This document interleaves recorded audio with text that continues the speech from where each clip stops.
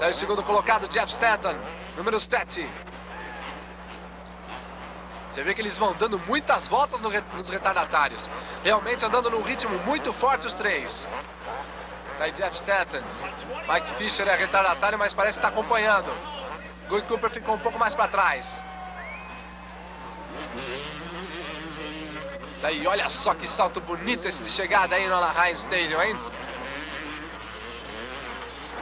Aí mais uma vez, mais uma geral desse doble aí que Rick Johnson faz com uma facilidade incrível. Parece até que é tranquilo, né? Vamos fazer junto com ele, olha só o traçado.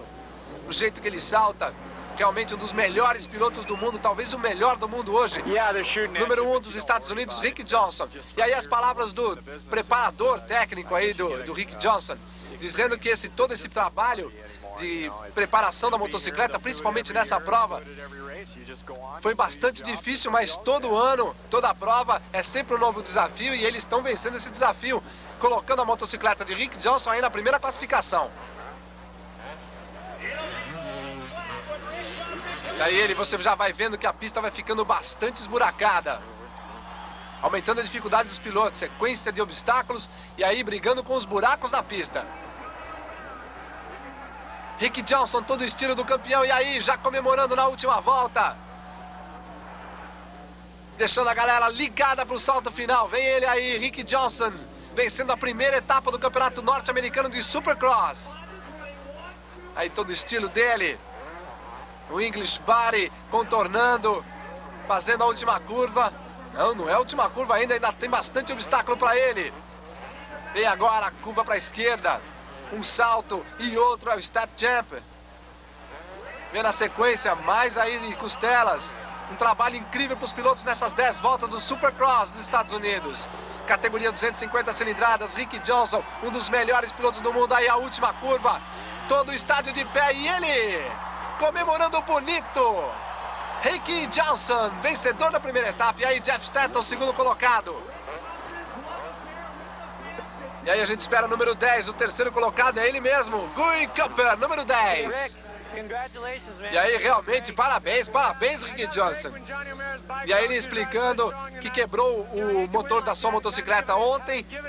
A noite de ontem teve que passar a noite inteira os mecânicos trabalhando para trocar o motor. Mas corrida é corrida para ele, e aí ele comemorando com toda a equipe Honda esse sucesso que fez primeiro, segundo e terceiro lugar. Está aí, você confere a classificação final. Rick Johnson, número 1 em primeiro, Jeff Stanton em segundo, número 7, Guy Cooper é o terceiro, número 10, Eric Kihou da Suzuki, número 8, e Ron Shin da Kawasaki, número 4, foi o quinto colocado.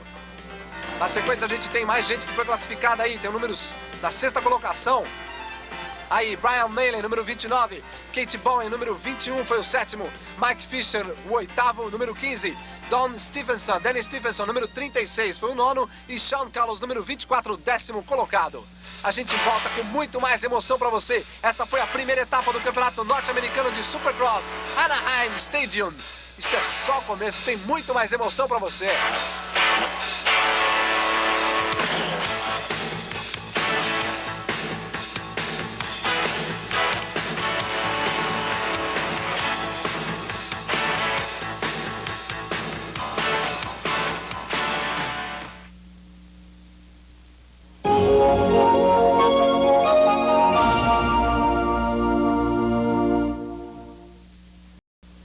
Boa noite. Uma imagem incrível no Canadá. 2 aviões se tocam no ar e caem num lago. Invasores de terra fazem manifestação em frente à casa do candidato à presidência do PT. Em São Bernardo do Campo, os carroceiros fazem a festa da Santa Padroeira da cidade. O Jornal de Domingo está começando.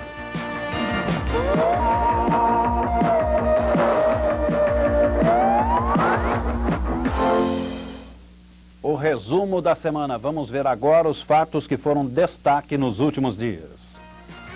Termina em festa o trabalho da Comissão de Sistematização da Constituinte Estadual. Esta semana começa a votação em plenário do texto final da Constituição Paulista. São Paulo comemora os 10 anos da anistia no Brasil com homenagens às vítimas da ditadura. A FEPASA faz os testes finais do primeiro trem-bala brasileiro que alcança 160 km por hora numa viagem de Itirapina a Rio Claro. A COSIPA, Companhia Siderúrgica Paulista, é a primeira empresa brasileira a adotar o 5º turno aprovado pela Constituição brasileira. A Secretaria da Saúde aplica a segunda dose da vacina contra a meningite na Grande São Paulo. O Ministério da Saúde decide mandar para Santa Catarina o primeiro lote de vacinas importadas de Cuba. Em São Miguel Paulista, zona leste da capital, a população protesta contra a falta de segurança. 2 comerciantes do bairro foram mortos em assaltos esta semana. Em Diadema, briga é pelo terreno Buraco do Gazuza. O prefeito do PT quer construir prédios na área. O vice-prefeito e 2 vereadores também do PT lideram a invasão do terreno e acabam presos. 4 bombas desativadas foram encontradas esta semana no Comitê de Lula em São Paulo. A prefeita Luísa Erundina reinaugura a Tribuna Livre Teotônio Vilela no Parque do Ibirapuera. A segurança da prefeita é reforçada depois da ameaça de um atentado feita por telefonema anônimo. O deputado José Lourenço, do PFL, diz também que está sendo ameaçado e dá a entender que o autor das ameaças é o ministro das Comunicações, Antônio Carlos Magalhães. Um debate entre presidenciáveis no Rio provoca um confronto verbal entre Maluf e Brizola. Collor de Mello desmarca compromissos, inclusive uma visita a Campinas, e vai descansar 4 dias no interior de Alagoas. O PRN consegue uma grande vitória no Congresso, apesar da minúscula bancada, e impede a votação do novo modelo de cédula mista, que fica adiado para depois do feriado de 7 de setembro. Na Colômbia, o governo nega qualquer possibilidade de negociação com os líderes do tráfico de drogas. A situação é tensa no país. Em Washington, a ministra colombiana da Justiça, Mônica de Greiff, desmente que vai deixar o cargo temendo ameaças do cartel de Medellín.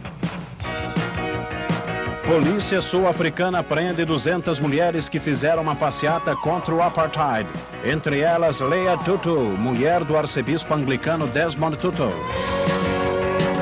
A Polônia comemora a fundação do Sindicato Solidariedade, que mudou a vida política do país, e relembra com toques de sino o trágico dia em que Hitler invadiu o país há 50 anos, começando a Segunda Guerra Mundial.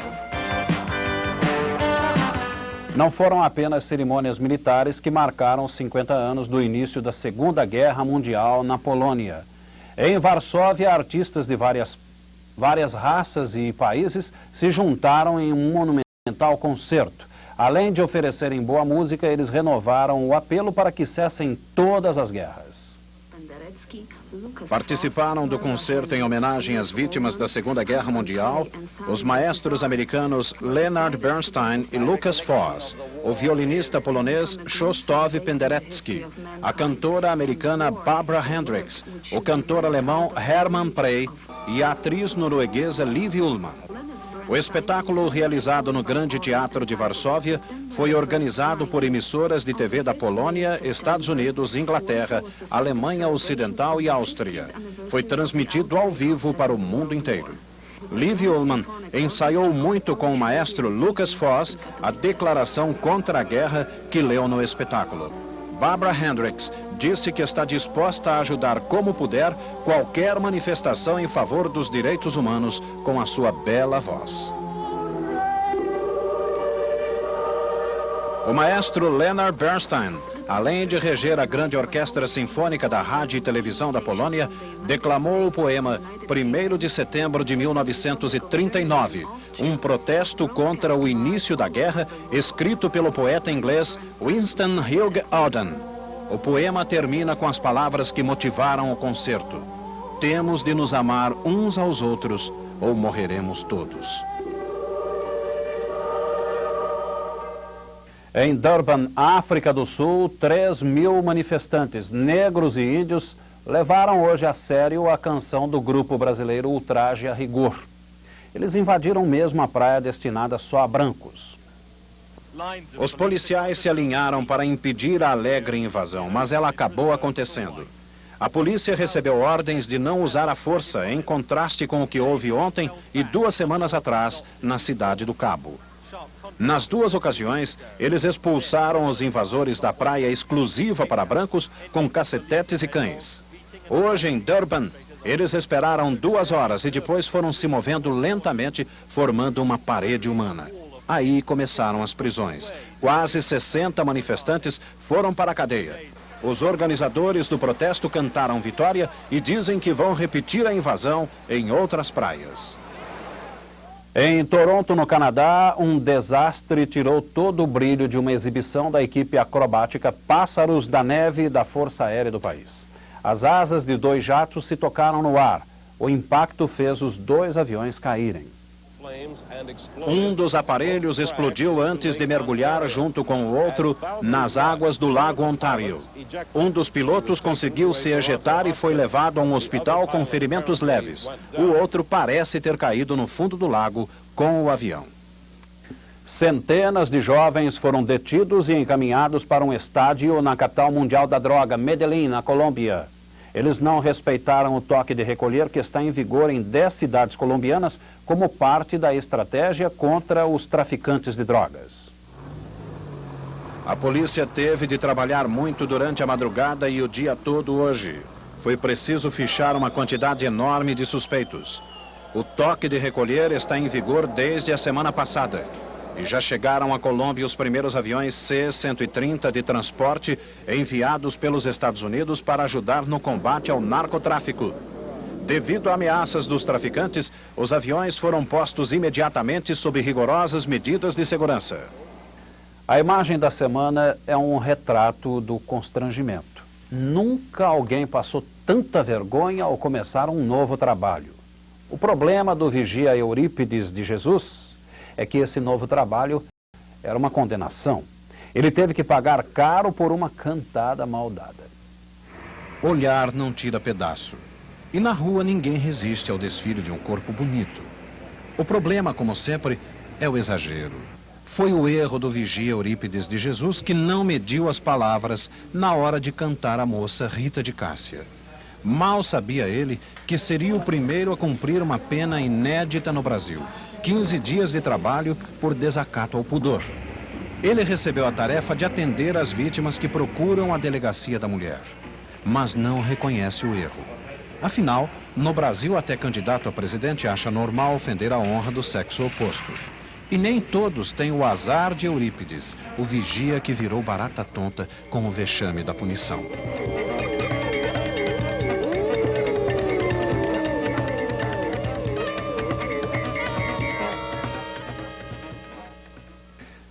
Em Diadema, cerca de 120 pessoas se reuniram hoje à tarde em frente à Câmara Municipal. Elas foram discutir o problema de moradia na cidade. A Caixa Econômica Federal já liberou 11 milhões e 544 mil BTNs para a construção de prédios populares no bairro Casa Grande. A Associação Comunitária pretende fazer nesta quinta-feira uma nova manifestação e voltar a ocupar o buraco do Gazusa. E os moradores que foram expulsos do buraco do Gazusa também fizeram uma manifestação neste domingo. Eles se concentraram em frente à casa de Luiz Inácio Lula da Silva, em São Bernardo do Campo. Os invasores foram cobrar uma posição do candidato do PT. A concentração reuniu cerca de 100 pessoas que chegaram por volta da 1h30 da tarde. Elas fazem parte das 1.500 famílias que foram despejadas essa semana do buraco do Gazusa, em Diadema. À frente da concentração estavam o vice-prefeito de Diadema e o vereador Manuel Boni, que lideraram as invasões ao buraco do Gazusa e que foram expulsos do PT. Além de pedir a reintegração dos expulsos do partido, os manifestantes vieram cobrar uma posição de Lula. Mesmo com a chegada da noite e do frio, os invasores não desistiram de esperar o candidato do PT, que estava fora cumprindo outros compromissos. O jornalista Fernando Gabeira lançou hoje no Rio sua candidatura à presidência da República pelo Partido Verde. O lançamento foi no aeroporto do Galeão, o mesmo local onde Gabeira desembarcou há 10 anos de volta do exílio. O mais novo candidato a presidente afirmou que não entrou na disputa para tirar votos de ninguém. Ele quer convencer os indecisos a entrarem na luta pela preservação da Amazônia e de outras reservas ecológicas. O candidato do PMDB à presidência, Ulisses Guimarães, foi recebido com festa hoje na Bahia. Ele encerrou um seminário que definiu as estratégias da campanha no estado. Ulisses chegou a Salvador acompanhado do vice Valdir Pires. No aeroporto estavam o governador Nilo Coelho, além de secretários, parlamentares e um grupo de jovens do PMDB. No Centro de Convenções da Bahia, a festa continuou. Ulisses e Valdir pediram a unificação das bases do partido em torno da candidatura e foram aplaudidos. O governo quer aumentar em até 200% o salário dos agentes da Polícia Federal. Segundo o projeto de lei que vai ser enviado ao Congresso esta semana, os delegados vão ganhar a mesma coisa que os funcionários do Ministério Público Federal. Para o ministro da Justiça, Saulo Ramos, o projeto tenta acabar com diferentes níveis salariais para o mesmo cargo. Uma tentativa de assalto agora à noite em um hotel no centro do Rio de Janeiro acabou em muita confusão e morte. 3 apostadores acertaram a quina da loto. Um é de Brasília, outro de Minas e o terceiro do Rio de Janeiro. Cada um vai receber 384.344 cruzados novos. As dezenas da sorte foram 42, 45, 52, 82 e 93. A quadra saiu para 310 apostadores e mesmo assim cada um vai receber 3.719 cruzados novos. A polícia já identificou a moça que tumultuou o jogo Brasil e Chile. É Rosimere Melo, 23 anos. Ela foi prestar depoimento e acabou chorando muito. Rosimere confessou que atirou o rojão, mas não pretendia acertar ninguém. Muito menos acabar com o jogo, né? Uma pena, mas ela devia ter pensado nisso antes. A agenda da semana. Veja agora os fatos que vão ter destaque nos próximos dias. A semana começa com um pãozinho mais caro e termina com o aumento do preço dos combustíveis. O reajuste do álcool e gasolina está previsto para o dia 7 de setembro.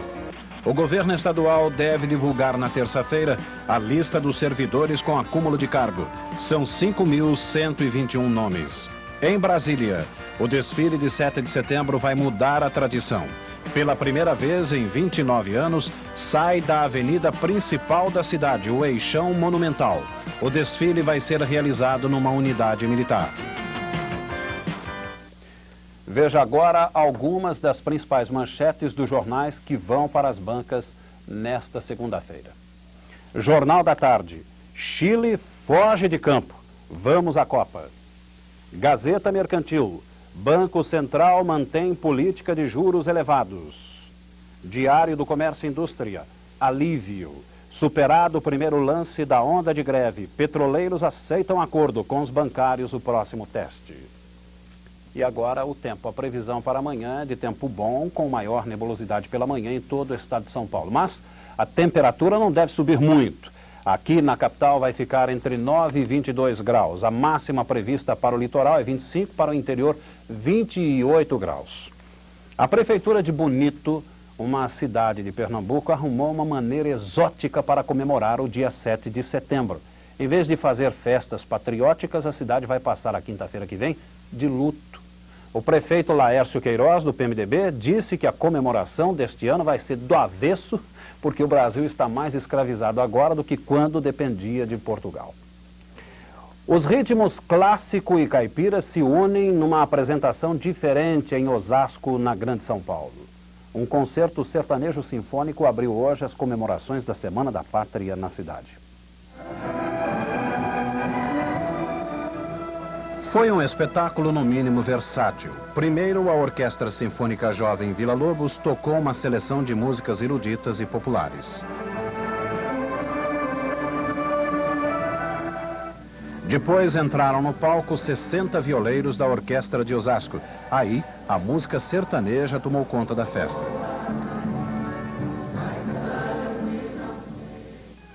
A parte mais esperada do concerto aconteceu mais tarde, quando juntos os violeiros e a Orquestra Sinfônica apresentaram um repertório bem variado.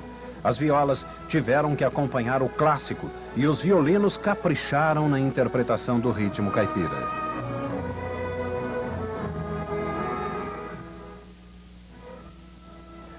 Carros de boi, charretes, carroças e de quebra algumas bicicletas. Foi uma festa, a procissão para a Santa Padroeira de São Bernardo do Campo, na Grande São Paulo. Com população estimada em 1 milhão de habitantes, São Bernardo do Campo é uma das cidades mais industrializadas e com maior renda per capita do Brasil. Aqui estão concentradas as principais montadoras de veículos e o município respira modernidade e alta tecnologia.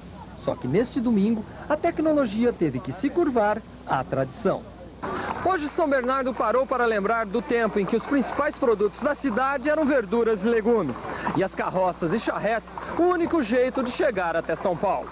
A procissão dos carroceiros tem 72 anos e origem na devoção a Nossa Senhora da Boa Viagem, padroeira de São Bernardo. Era em carroças e carros puxados a bois que a população rural chegava à cidade para os festejos em louvor a santo. E ainda hoje, tem gente que não troca o carro de boi por nenhum outro veículo. Muito lugar que carro, caminhão e trator não anda, e o carro de boi anda em qualquer parte. Então não dá para deixar o carro de boi de lado? Ah, não, de jeito nenhum. Com a modernização dos meios de transporte, a procissão foi sofrendo transformações. O toque de clarim substituiu o berrante para abrir passagem. O violão foi incorporado e não há mais exclusividade para as carroças. E a julgar pelo pequeno show deste garoto, não há perigo da tradição acabar. Hoje nós não temos aquela mesma participação com as prendas, mas temos cada um enfeitando sua carroça, fazendo as oferendas de uma forma espiritual, de uma forma mais abstrata, mas com muita fé e devoção em relação à sua padroeira. Os menos dispostos ao sacrifício esperaram a santa na Praça da Matriz. Aqui, Nossa Senhora da Boa Viagem foi homenageada por grupos folclóricos de Congada e da dança de Moçambique. A todos, muito boa noite.